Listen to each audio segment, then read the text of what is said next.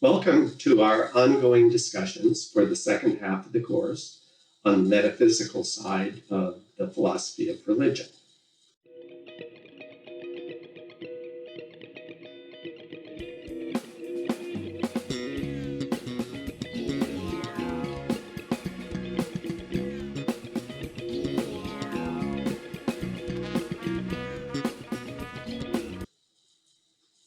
We are currently focusing on the freedom foreknowledge problem, but I want to spend a couple of minutes talking about why this is such a significant problem. It's a problem that's easy to locate within the basic structure of what philosophy is about, and it's worth seeing why that's true. In other cases, there are things that we will talk about that are harder to locate, to connect with the heart and soul of philosophy, but this one is not very hard to connect. So let's talk a little bit about it. Now, don't attach too much significance to the metaphor of heart and soul. Not much turns on that. It's just a way of trying to communicate a general impression about what philosophy is. So philosophy arises from reflection on the good life. Again, don't attach too much significance to the definite description. It's not like there's one good life, one and only one, and everybody's got to go find that one life. There are maybe as many good lives as there are people. But in any case, what you're looking for is a decent life, a happy life, a successful life, a fulfilling life, something in that range. And it turns out that's not always easy to achieve. Maybe there are some individuals who are so blessed by the gods that they don't even have to try and things go wonderfully for them. For the rest of us, though, we sometimes start reflecting. And when you do that in a theoretical way, you end up in the heart of philosophy. The heart of philosophy is the normative domain, the thing concerned with values, obligations, duties, what's best, that sort of thing.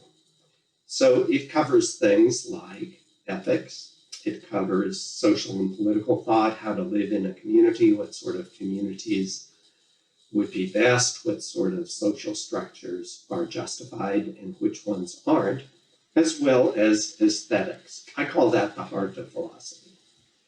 The soul of philosophy involves three circles as well, this time mind, world, and language. Now, the soul of philosophy arises in reflection on the heart of philosophy. The soul of philosophy gets off the ground once you start engaging in ethics, social, political, and aesthetics, because as soon as you do this, you end up having to address metaphysical and epistemological questions about the nature of reality, what we're capable of knowing, whether it's possible to have rational opinions, those sorts of things. In the absence of discussions of metaphysics and epistemology, you end up with a one-sided view of what the good life might look like, and you might not achieve the kind of understanding that's essential for pursuing the good life in a responsible way. Now, once you get this far, understanding the heart and soul of philosophy, you can look at particular topics and issues that come up in any subdiscipline and ask, how do they connect to the heart and soul of philosophy? Well, the freedom foreknowledge problem is super easy to connect to the heart and soul of philosophy because the freedom issue has to do with the notion of autonomy.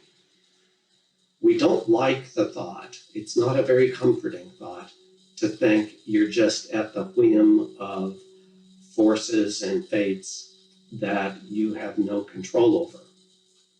That whatever happens is going to happen and nothing you can do can make any difference to your own life, to anybody else's life, and that sort of thing. So it's essential to our conception of ourselves.